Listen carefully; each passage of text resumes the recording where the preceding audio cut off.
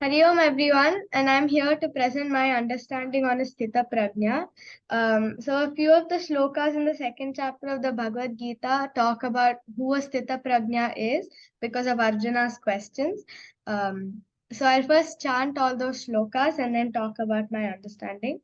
Um, Om Arjuna Uvacha स्थितप्रज्ञस्य का भाषा समाधिस्तस्व केशव स्थितधि किं प्रभाषेत किमासीत व्रजेत किम्. Arjuna said, O Keshava, what is the disposition of one who is situated in divine consciousness? How does the man firm in wisdom, that is enlightened? How does that person talk? How does he sit? And how does he walk? श्रीभगवानुवाच प्रजहाति यदा कामान् सर्वान् पार्थमनोगतान् आत्मन्येवात्मना तुष्ट स्थितप्रज्ञस्तदोच्यते. The Supreme Lord said, O Partha, when one discards all selfish desires and cravings of the senses that torment the mind and becomes satisfied in the realization of the self, such a person is said to be steady in wisdom. दुःखेष्वनुद्विग्नमना सुखेषु विगतस्पृहः वीतरागभयक्रोध स्थितधीर्मुनिरुच्यते. One whose mind remains undisturbed amidst misery, who does not crave for pleasure, and who is free from attachment, fear, and anger, is called a sage of steady wisdom. Yah sarvatrānabhisnehasta tat prapya shubhashubham nabhinandati na dveshti tasya prajna pratisthita. One who remains unattached under all conditions and is neither delighted by good fortune nor dejected by tribulation, he is a sage with perfect knowledge. Yada samharate chayam kūrmongāni vasarvashah indriyāni indriyārthebhyas tasya prajna pratisthita. One who is able to withdraw the senses from their objects, just as a tortoise withdraws its limbs into its shell, is established in divine wisdom.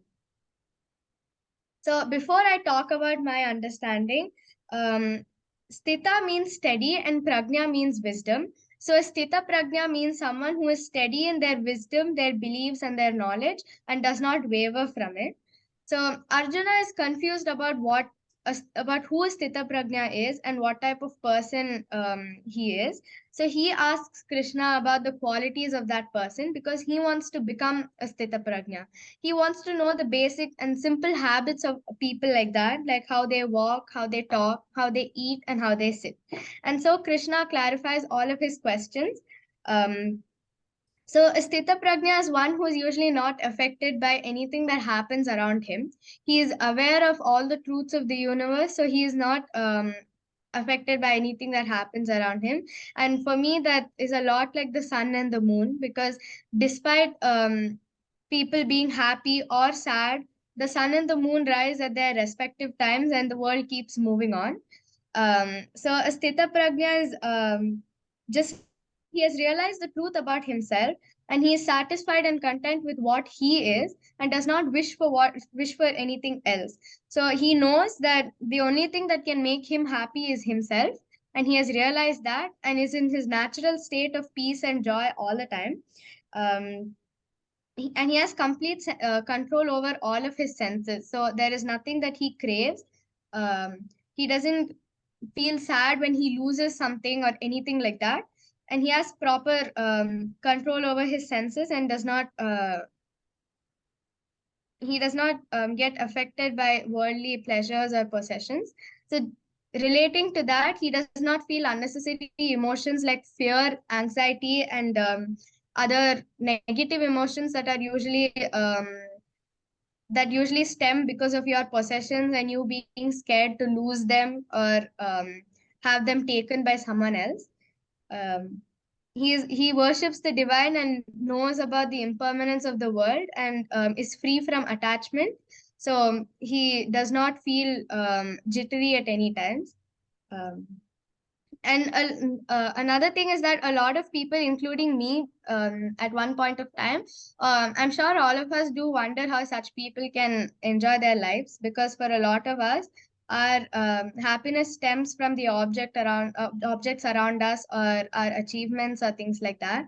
But such people actually enjoy their lives more than normal people like us do, because, like I mentioned, they're free from attachment and don't feel negative emotions like fear or anxiety, and they're always in their natural state, which is peace and happiness, and so they have a better life than the rest of us.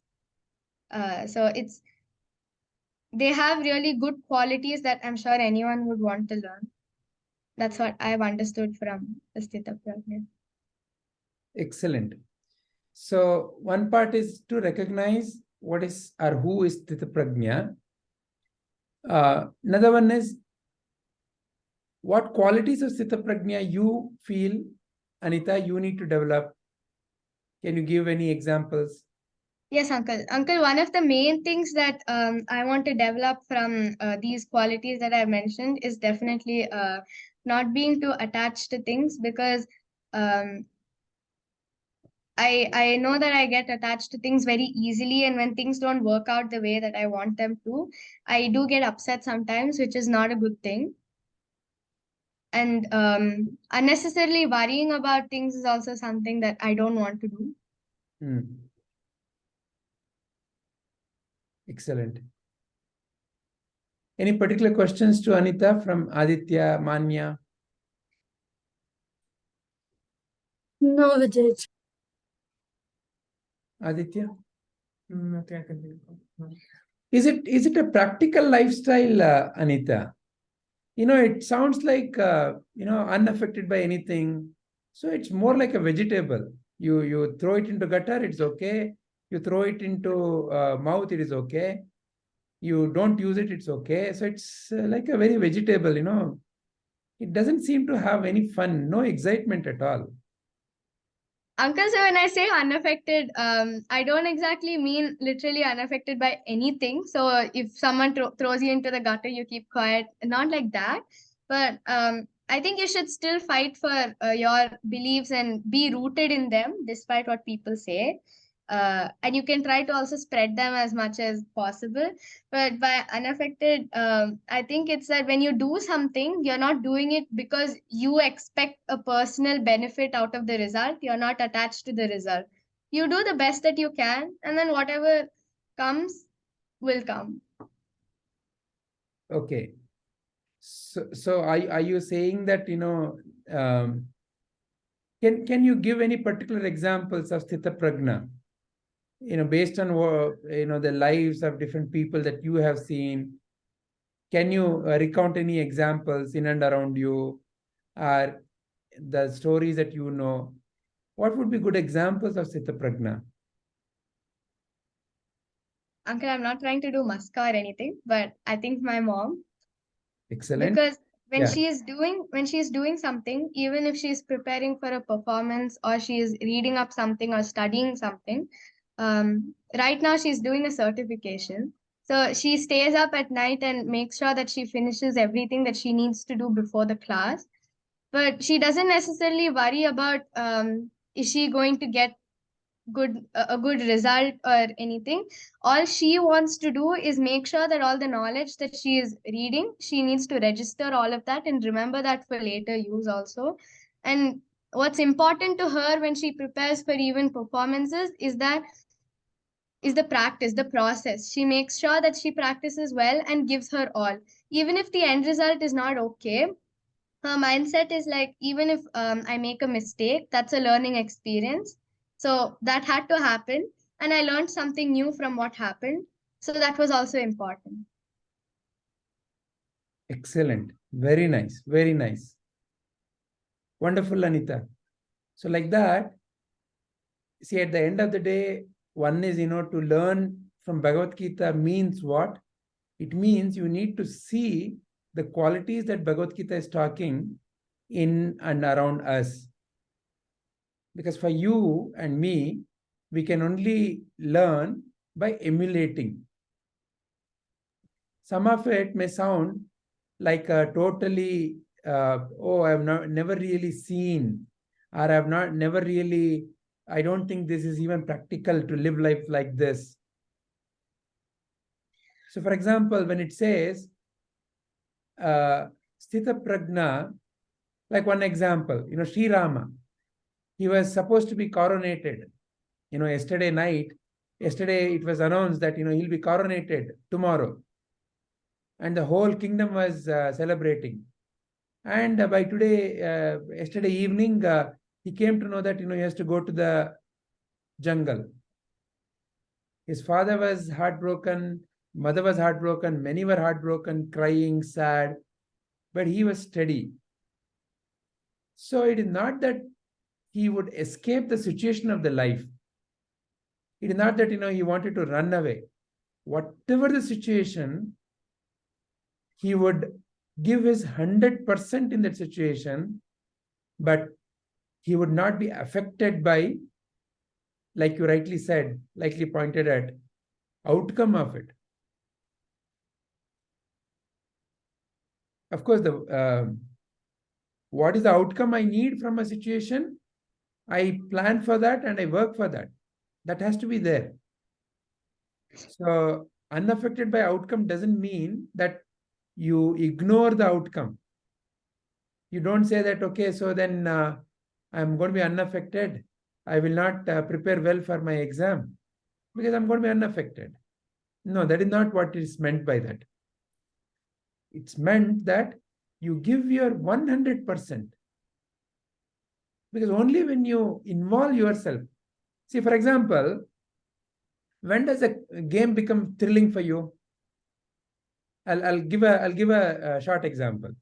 Imagine I want to play some cricket game, and I choose some 5-year-old and 6-year-old children, and I make them bowl, and I keep hitting the ball to 6 all the time, and I have invited, let's say, all of you, leaders, to come and watch the game. Will you all stand there and then say, wow, such a nice game, such a thrilling game? Will you clap for me? No, No. Why? because you're playing with 5-year-olds who are not your same level of heart. Correct.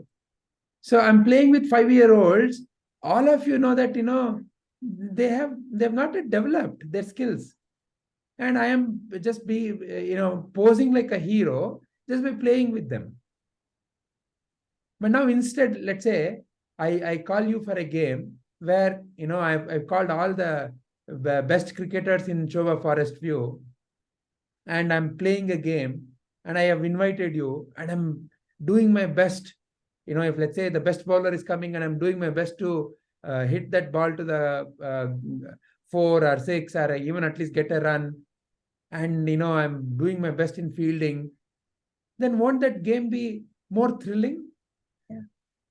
So then, even if I don't necessarily win, won't you say, oh, you really did well? Won't you clap for me? So the game became interesting and thrilling because you chose the most thrilling challenge.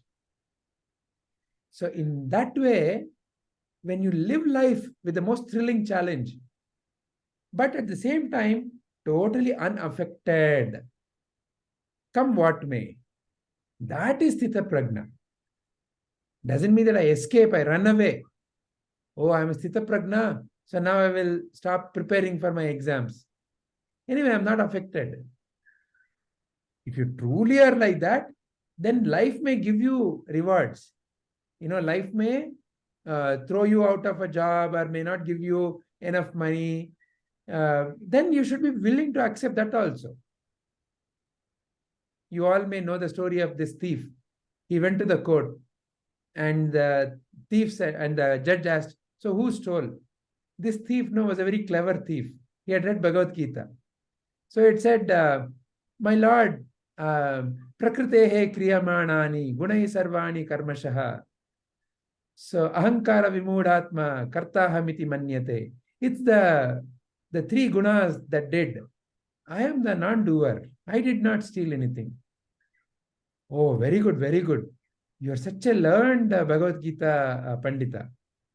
And the judge also had learned the Bhagavad Gita. So he said, please do not punish this person. He is a great Bhagavad Gita Pandita, but his hand is the one which stole, right? Please go and imprison the hand for the next 6 years. So, like that is how life is going to be.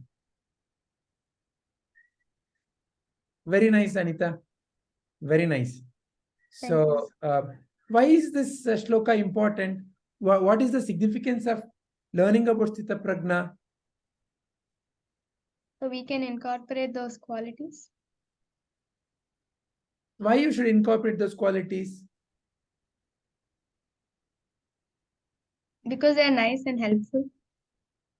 Because at the end of the day, do you want to be crying and sad in life? Do you want to be angry and upset with the different emotions in life? No. So, any one of you here, please raise your hand. If any one of you wants to be angry, upset, terrified, anxious, nervous, how do you want your life to be? Peaceful, happy, pleasant, isn't it? So, what Sri Krishna is teaching through Stithaprajna is the most practical way to be happy, healthy, peaceful, energetic.